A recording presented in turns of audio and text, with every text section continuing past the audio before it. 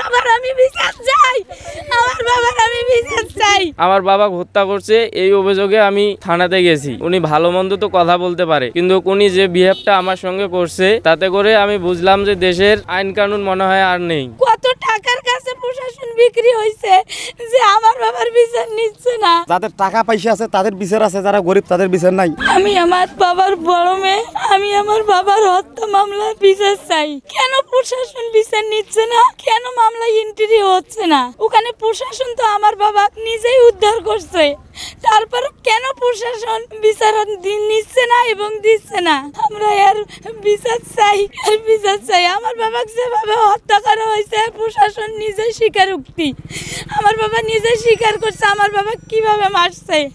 কত টাকার কাছে প্রশাসন বিক্রি হয়েছে যে আমার বাবার বিচার নিচ্ছে না।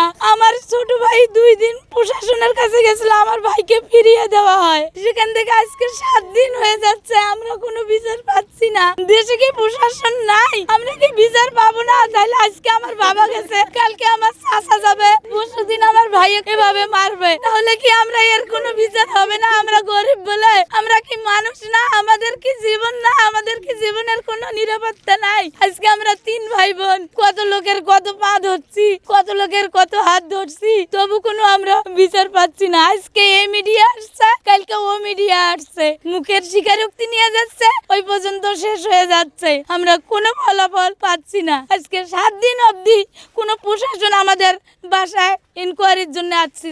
প্রশাসন তো দূরের কথা, এখানে যে একটা চৌকিদার আসবে তদন্তের জন্য, কোনো চৌকিদার পর্যন্ত আমাদের বাসায় আসতেছে না। তাহলে আমাদের 3 ভাই বোনের তো জীবনের নিরাপত্তা নাই। ওরা রাস্তায়, ওরা আমাদের বাড়ি থেকে উঠে নিয়ে যায়, ও মারবে, তাহলে কি এর আমরা সূক্ষ্ম বিচার পাবো না? প্রশাসনের কাছে আমার অনুরোধ, আমার বাবার আমি বিচার চাই, আমার বাবার আমি বিচার চাই, আমার বাবার আমি বিচার চাই। আজকে আমার বাবাকে মেরে ফেলা প্রায় 7 দিন হয়ে গেল। এর মাঝে আমি প্রথম 2 দিন আমি থানাতে গেলে ওসি আমাকে ওনার রুমে ঢুকতে না ঢুকতেই আমাকে ওখান থেকে ফেরত দিয়ে দেয়। আমি 2 দিন গেলাম, এখন পর্যন্ত আমার মামলার কিছুই নিল না। উনি কেন নিবে না? আমার বাবাকে যারা মেরে ফেললো তাদের কি আমি সূক্ষ্ম বিচার পাবো না? তাহলে আমি কি করব? কোথায় যাব আমি? তাহলে এখন চাচ্ছি আমার বাবার সূক্ষ্ম বিচার চাচ্ছি। আইনের কাছে এইটাই আমার অনুরোধ, অতি শীঘ্রই তারা যেন আমার বাবার সূক্ষ্ম বিচার করতে পারে, এইটাই আমার চাওয়া পাওয়া। আর মামলা ওসি কেনই নিল না, কেনই বা দেখলো না, তা আমি বলতে পারবো না।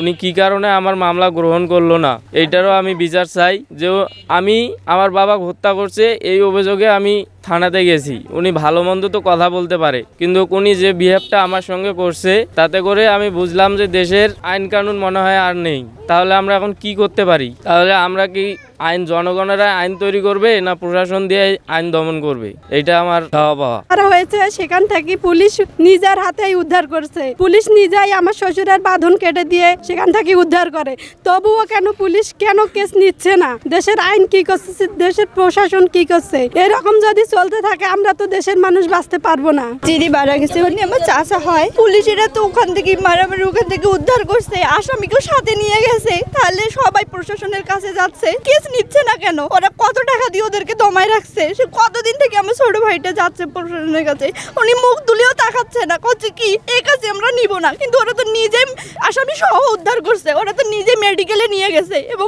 যিনি মারা গেছে আমার চাচা উনি তো নিজে পুলিশের কাছে সবকিছু বলছে যে কিভাবে মারছে, কিভাবে হাত বাঁধছে, কোথা থেকে তুলে নিয়ে গেছে, সবকিছুই তো বলছে। তাহলে প্রশাসন সবকিছু জানার পরেও কেন চুপ করিয়েছে? কতগুলো টাকা দিয়ে ওদেরকে দমায় রাখছে। থানায় মামলা নিচ্ছে না, কেন নিচ্ছে না? কিসের বলে, কার ধরে মামলা?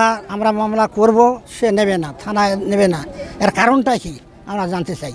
আর মাফিজুল হত্যার ওরা বিচার চাই, আমার ভাতিজা মাফিজুল হত্যার বিচার চাই, আমরা বিচার চাই, সূক্ষ্ম বিচার করতে হবে, সূক্ষ্ম বিচার চাই। কেন থানা কেস নেবে না? মাফিজুলকে মারি ফেলা হইলো, তাকে নিয়ে যা ডাঙ্গে মারি ফেলে, তার পুলিশ ওখানে যায়, আমরা নিজ চোখে দেখছি, পুলিশ ওখানে যা দড়ি টড়ি সব খুলে দিল। আবার থানা নিয়ে গেলাম, সেখানে যা থানা তো তারা বলল সেই আসামির আজ প্রত্যক্ষ লোকজনকে ধরা হচ্ছে না, এবং দেশবাসীর কাছে আমার অনুরোধ, প্রশাসনের কাছে আমার অনুরোধ, এই লোকটার জন্য আমরা সূক্ষ্ম বিচার চাই এবং যারা প্রকৃত দোষী তার আমরা ফাঁসি চাই। প্রায় 7 দিন হয়ে যাচ্ছে। আমার চাচা হচ্ছে, ওনাকে এমন মানে কষ্ট দিয়ে মারা হয়েছে যেটা আমরা সজমিনে নিজের চোখ দিয়ে আমরা দেখছি। রাত 1টার দিকে আমার এখান থেকে বোন ফোন দেয় যে ভাই আমার বাবক আটক করে রাখছে। আমি বাসা থেকে বের হয়ে আসি, আমি মধ্যপাড়া তদন্ত কেন্দ্র আপনার ওই পুলিশ রুবেল স্যারকে আমি রিং দেই, দিয়ে বিষয়টা আমি খোলাসা করি, তাকে বলি। উনি সজমিনে আসার পর ওনাকে নিয়ে আমরা ওনাকে উদ্ধার করি। এক পর্যায়ে উদ্ধার করা অবস্থায়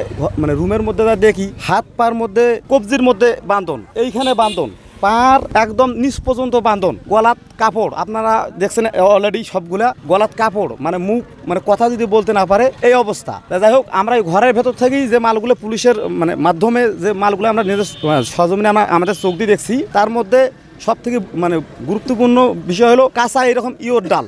মানে বাসাত একটা লোক নিয়ে গেলে তো অনেক বাসাত নাড়ি ঠেঙ্গা থাকে, তাহলে এই কাঁচা ডালটা কোথা থেকে আসলো? ইয়োর গাছ, ইয়োর আমি নিজে দেখছি, পুলিশের কাছেও বাস। তাহলে দড়িটাও নতুন, যে দড়িগুলোতে বাঁধি নতুন, এটা একদম পরিকল্পনামূলক এই ঘটনা, এইটা একদম শিওর। এর আগে 2 দিন আগে উনি মাহবুবুল চাচা কিন্তু আপনার দেখা যাচ্ছে ওই জমিতেই 10 জন ওনার জমি মারার জন্য আসছে, তার মধ্যে 2 জন আপনার আটক করছে। একজন আটক করছে আমার গ্রামবাসী, একজন গ্রাম মানে একটা ছেলের নাম কাদের, পুরো গ্রামবাসী তাকে ওই ধরে আবার গণপিটানি দিয়েও পুলিশের হাতে তুলে দিয়েছে। সে আসামিগুলো ছাই দেওয়া হয়েছে। ছাই দেওয়ার পর তো এই পরিকল্পনা মানে ছাই দেওয়া মানে যেদিনকে ছাই দিয়েছে তার পরের দিনে কিন্তু ওনাকে এই জমি থেকে নিয়ে মারি ফেলা হয়েছে। যাই হোক, আমার বিনীত অনুরোধ থাকবে, আমরা দেশের প্রত্যেকটা নাগরিক যদি এই আইনের প্রতি আমাদের প্রত্যেকটা লোকের একটা রাস্তা আছে, যদি কোনো মানে যাদের টাকা পয়সা আছে তাদের বিচার আছে, যারা গরিব তাদের বিচার নাই, এটা কেমন দেখায়? আমার বিনীত অনুরোধ থাকবে, আমাদের পার্বতীপুর থানার ওসি সাহেব এবং মধ্যপাড়া তদন্ত কেন্দ্রের এখানে উজ্জ্বল সাহেব, আইসি সাহেব, মানে এই চত্বরের সঙ্গে এরা 2 জনেই জড়িত। না হলে আমি নিজে সহজমিনে গেছিলাম অভিযোগের কাগজটা দেওয়ার জন্য, মানে ওসি স্যার কাগজটা তো দেখে নাই, উল্টে ডাইরেক্ট বলতেছে মামলা মিথ্যা।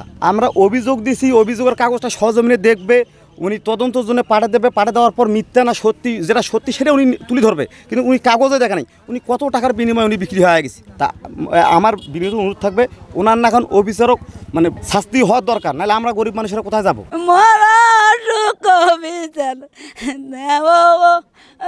করি রে হায় রে মারা সুখ বিচার তোরাও দেও করি।